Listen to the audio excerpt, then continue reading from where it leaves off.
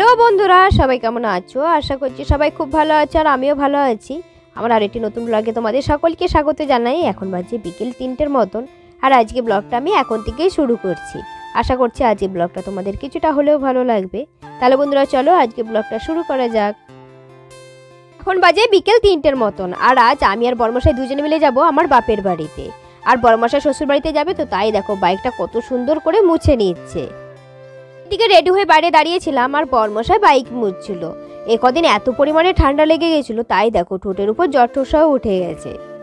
তারপরে আমি চলে এসেছিলাম দরজাটা খোলার জন্য আর এদিকে দেখো বড়মশাই আসছে আর তোমাদের সবাইকে টাটা করছে। এখন আমরা যাচ্ছি বিষ্ণুপুর হাই স্কুলের পাশ দিয়ে। কাল বাদ পরশু দিন থেকেই মেলা শুরু হয়ে যাবে, তাই দেখো প্যান্ডেলও প্রায় কমপ্লিট হয়েই এসেছে।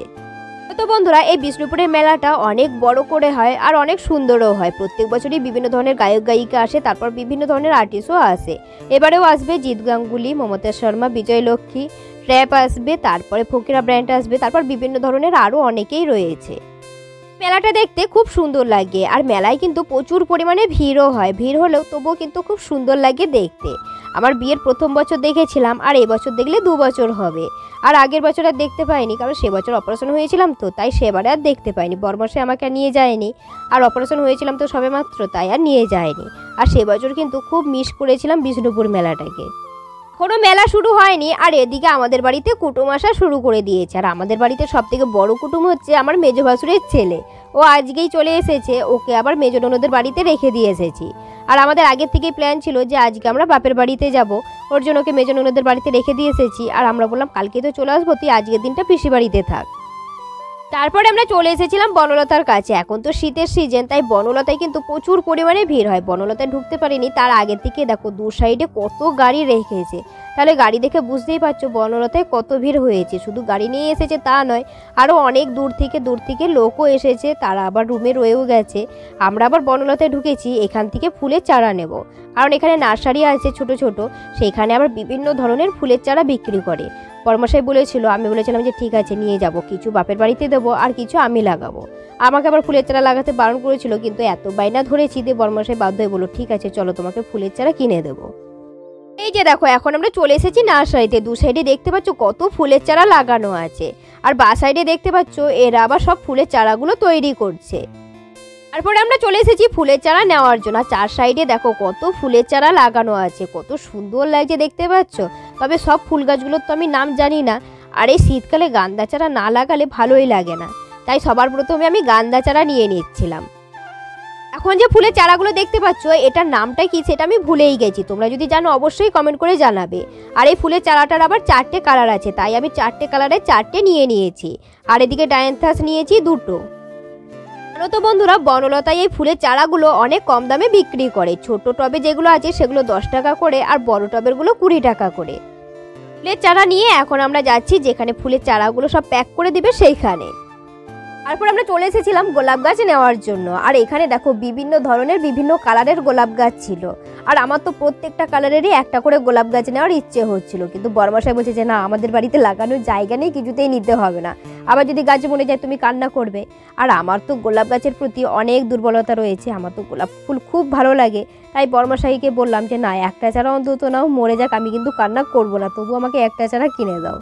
দিয়ে বড়মশাই বললো যে ঠিক আছে কিনে দিচ্ছি।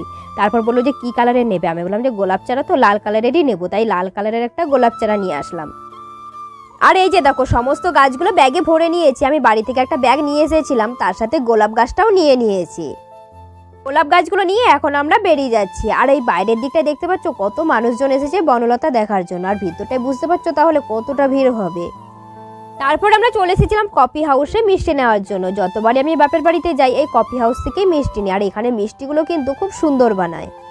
মিষ্টি নিয়ে আমরা আবার বেরিয়ে পড়েছি। আর এদিকে ভাই আবার গেছে বড়দির ছেলেকে বড়দির বাড়িতে দিয়ে আসতে। বড়দির ছেলে পরীক্ষা হয়ে যেতে মামা বাড়িতে গেছিল ঘুরতে, এতদিন ওখানেই ছিল, তারপর শরীর খারাপ হয়ে যেতে কান্নাকাটি শুরু করে দিয়েছে। দিয়ে ভাই আবার ওকে দিয়ে আসতে গেছিলো, নাহলে আমি বলেছিলাম কালকে যখন আমি বাড়িতে আসতাম তখন আবার নিয়ে আসতাম। ওর এতটাই শরীর খারাপ হয়ে গেছিলো, তাই আবার ভাই আবার ওকে দিয়ে আসতে গেছে। আর আসার সময় বলেছিল আমাদের সাথে বাইকে আসবে, কিন্তু এত পরিমাণে ঠান্ডা পড়ে যাবে জঙ্গলটায়, তখন তার বাইকে আসতে পারবে না, ওর আবার আসতে একটু রাত হবে। ওর জন্য বললাম যে আমরা কতুলপুরে যে দাঁড়াচ্ছি তুই আয়, ওখান থেকে তোকে বাইকে করে নিয়ে যাব। ও আবার বাসে করে আসছে, আমরা কতুলপুরে যেয়ে দাঁড়াবো। দেখো আমরা ঢুকে পড়েছি কতুলপুরে, আর এদিকে প্রায় সন্ধে হয়েই এসেছে। আর এদিকে এতক্ষণ দাঁড়িয়ে থাকবো একটু একটু আমাদের খিদেও পেয়ে গেছিলো, তাই আমরা দুজনে মিলে ঢুকে পড়েছি ফুচকার দোকানে ফুচকা খাওয়ার জন্য। আর ফুচকা খাবো মানেই জল ফুচকা খাবো, স্পেশাল ফুচকার থেকে জল ফুচকাটাই বেশি টেস্টি লাগে। আমরা যে দোকানে ফুচকা খেতে এসেছি এই দোকানের ফুচকাগুলো কিন্তু দারুণ সুন্দর বানায়, তার সাথে চপ বেগুনি এত সুন্দর বানায় একবার খেলে বারবার খেতে ইচ্ছে করবে। আমাদের ফুচকা খাওয়া হয়ে গেছে, তারপর বরমশাই আবার বাড়ির জন্য কিছু ফুচকা প্যাক করে দিতে বললো, সেইগুলো আবার বাড়িতে নিয়ে যাব। তারপরে আমরা চলে এসেছিলাম চায়ের দোকানে, বরমশাই চা খাচ্ছিল, আমি এদিকে বসেছিলাম। ভাই এখনো পর্যন্ত এসে পৌঁছানি, ও বললো আরও 10 মিনিট লাগবে আসতে। 10 মিনিট পরেই ভাই আবার চলে আসলো, ভাইকে বললাম একটু ডিম টোস্ট আর চা খাও, বলে যে না খাবো না। আমি বললাম দুপুরবেলায় তো ভাত খাসনি, তাহলে এখন ডিম টোস্ট খা, বাড়িতে যে আবার ভাত খাবে। তারপর বললো যে ঠিক আছে তাহলে দে দিয়ে, আবার কাকুটাকে বললাম একটা ডিম টোস্ট বানিয়ে দিতে, দে কাকু আবার বানিয়ে দিচ্ছিল। খাওয়া দাওয়া করে তারপর আমরা আবার বেরিয়ে পড়বো। পরের দিন সকালবেলায় এখন আমি হেঁটে হেঁটে যাচ্ছি যে বাবা জমিতে কি কি সবজি চাষ করেছে তোমাদের সাথে সেটা শেয়ার করব। আর সামনে যেটা দেখতে পাচ্ছ এখানে কিন্তু পুরো জঙ্গল ছিল আর বড় বড় গাছও ছিল, সেইগুলো আবার সব বিক্রি করে দেওয়া হয়েছে, তাই দেখো পুরো জঙ্গলটা একদম পরিষ্কার হয়ে গেছে। আর এই যে দেখো সবার প্রথমে আমি চলে এসেছি আমাদের জমিতে, আর এই জমিটায় দেখো মূলো চাষ করা হয়েছিল, কিছু মূল্য তুলে তুলে বিক্রি করে দেওয়া হয়েছে, তাই মূলো জমিটায় দেখো খুব একটা বেশি মূল্য নেই, তবে দূরের দিকটায় আবার অনেক মূল্য রয়েছে, সেগুলো আবার বড় হলে আবার বিক্রি করা হবে। আর ওই দূরে যে খেজুর গাছটা দেখতে পাচ্ছ ওই খেজুর গাছটায় আবার রস পাতা হয়। আর সাইডে যে জমিটা দেখতে পাচ্ছ এটা হচ্ছে কাকাদের জমি, এটাতে আবার বিনস চাষ করেছে।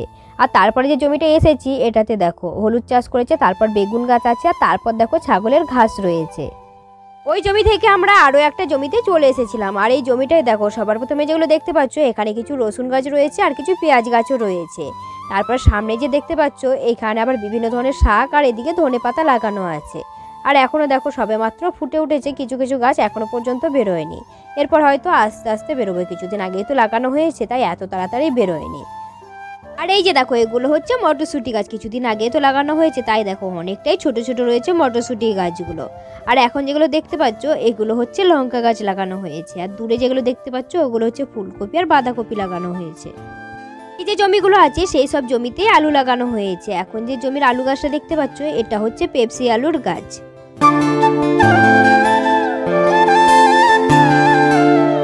আর এই যে দেখো এটা হচ্ছে আমার মায়ের ছোট্ট ফুল বাগান। আগে যখন আমরা ছিলাম অনেক ফুল গাছ ছিল তখন যত্ন করতাম, কিন্তু এখন তো মা আর অত পারে না তাই অল্প ফুল গাছ আছে। আগের বার আমি যখন এসেছিলাম তখন কিছু ফুল গাছ লাগিয়ে দিয়েছিলাম আর চারদিকটা ঘিরে দিয়েছিলাম।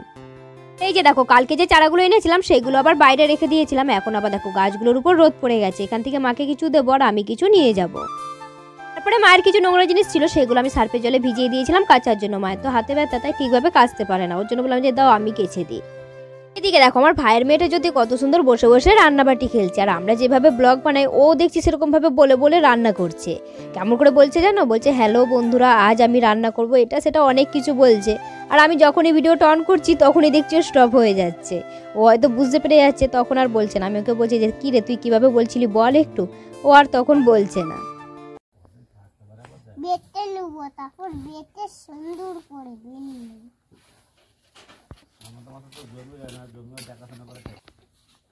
আমি কি বানাচ্ছি দেখো না, কি বানাই আইসক্রিমের মতন কেমন করে গুজে নিলাম, এটা আইসক্রিমের বানাবো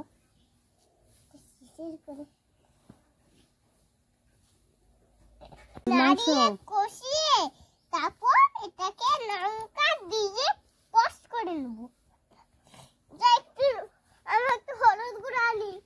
হলুদ গুঁড়ো চাকাচি করে তারপর আমি বসে পড়েছিলাম পান্তা ভাত খাওয়ার জন্য। অনেকদিন পান্তা ভাত খাইনি তাই ভাবলাম আজকে একটু পান্তা ভাত খেয়েই নি। এদিকে দেখো নিয়েছি আলু সিদ্ধ চানাচুর দিয়ে মাখা, আর এদিকে ছিল শসা পেঁয়াজ আর লঙ্কা দিয়ে ভালো করে পান্তা ভাতটা মাখিয়েছি। খাওয়া দাওয়া করে তারপর রান্না বসিয়ে দিয়েছিলাম, আমি আবার ভাতটা করলাম, মা আবার এদিকে কলার মোচার ঘন্টাটা করলো। কলার মোচার ঘন্টা হয়ে যেতে আমি আবার চিকেনটা চাপিয়ে দিয়েছিলাম। ভাই বলছিল যে তুই রান্না কর, তোর চিকেন রান্নাটা খুব ভালো হয়, তাই আমি চিকেন রান্নাটা করছিলাম। আর মা এদিকে বসে বসে কামরাঙা কাটছিল, কামরাঙা দিয়ে আজকে আবার চাটনি হবে। আর আমার মাকে দেখো দিন দিন কেমন রোগা হয়ে যাচ্ছে, এত যন্ত্রণার জন্য ঠিকভাবে খেতেও পারে না, ওর জন্য দেখো দিন দিন রোগা হয়েই যাচ্ছে।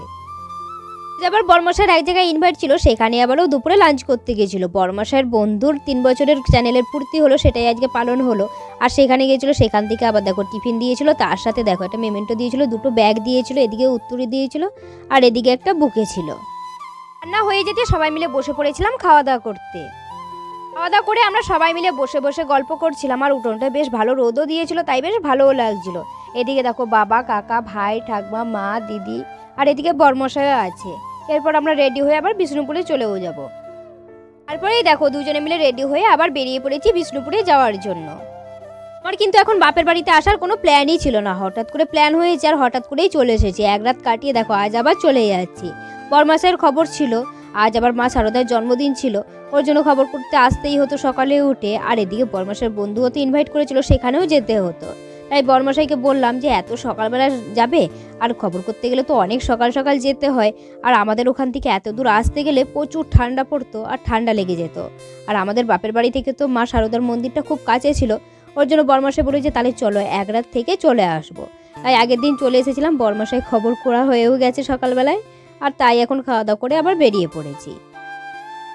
প্রায় অনেকটা রাস্তায় চলে গিয়েছিলাম, তারপর আবার ভাই ফোন করলো যে তোদের ওষুধগুলো সব ফেলে গেছিস, নিয়ে যা। আমি কিন্তু সহজে ভুলি না, ব্যাগে ভরেছিলাম, দিয়ে আবার কি করে যে বের করেছি সেটাই আর মনে পড়ছে না। তারপর আবার ভাই অর্ধেকটা রাস্তা নিয়ে আসলো, আর আমরা এদিকে ব্যাগে এসেছিলাম, দিয়ে আবার ওষুধগুলো নিয়ে বেরিয়ে পড়েছি।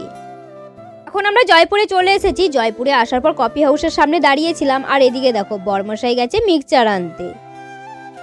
মিক্সচার নিয়ে খেতে খেতে দুজনে মিলে আবার বেরিয়ে পড়লাম। আমার কাছে তো মিক্সচারটা খুব সুন্দর লাগে খেতে। আর আজ বনলতায় দেখো কেমন ভিড়, কত দূর থেকে দেখো গাড়ি রাখা শুরু করেছে। আজকে দেখো বনলতায় এত ভিড় যে গাড়ি রাখার জায়গাও পায়নি, ওর জন্য বনলতা থেকে 1 কিলোমিটার দূরে সব গাড়িগুলো রাখা হয়েছে। তারপরে আমরাও চলে আসলাম বনলতায়, আর বনলতা থেকে বরমশাই আবার 1 কাপ চা নিয়ে নিল। বনলতায় আসলে বরমশাইয়ের 1 কাপ চা অন্তত লাগবেই। আর বনলতার চাটা কিন্তু খুব সুন্দর বানায়, অনেকে বলেছে, কিন্তু আমি তো কোনোদিন খাইনি তাই বলতেও পারবো না। সবাই বলে খুব সুন্দর বানায়। তারপর চা নিয়ে আমরা চলে গেছিলাম একটু ভিতরের দিকে, একদম সামনেই ছিলাম, ফুল গাছ লাগানো ছিল, সেগুলো দেখতে দেখতে বরমশাই চা খাচ্ছিল, আর আমি এদিকে দাঁড়িয়ে দাঁড়িয়ে মিক্সচার খাচ্ছিলাম। চা খেয়ে আবার বেরিয়ে পড়লাম দুজনে মিলে। আর এদিকে দেখো বনলতা থেকে পেরিয়ে গেছি, এখনো দেখো কত দূর পর্যন্ত গাড়ি বাস সমস্ত কিছু দাঁড় করানো আছে, রাখার জায়গা পায়নি, তাই কি করবে জঙ্গলের মধ্যে দাঁড় করিয়ে রেখেছে। তারপরে আমরা বিষ্ণুপুরে ঢুকে পড়েছিলাম, আর বিষ্ণুপুরে ঢুকে দেখি আজকে বিষ্ণুপুরটাও বেশ ভালোই লোকজন রয়েছে। এখন তো শীতের মরশুম, নানা জায়গা থেকে পর্যটকরা ঘুরতে আসবে, তার উপর কাল থেকে মেলা শুরু হয়ে যাচ্ছে, তাই অনেকেই চলে এসেছে আজ থেকে। তারপরে আমরা ফুল গাছ লাগানোর জন্য এই কাকুটার কাছ থেকে 7টা গাছ নিয়ে নিলাম, বাকি যে গাছগুলো থাকবে সেগুলো মেজ ননদকে দিয়ে দেবো।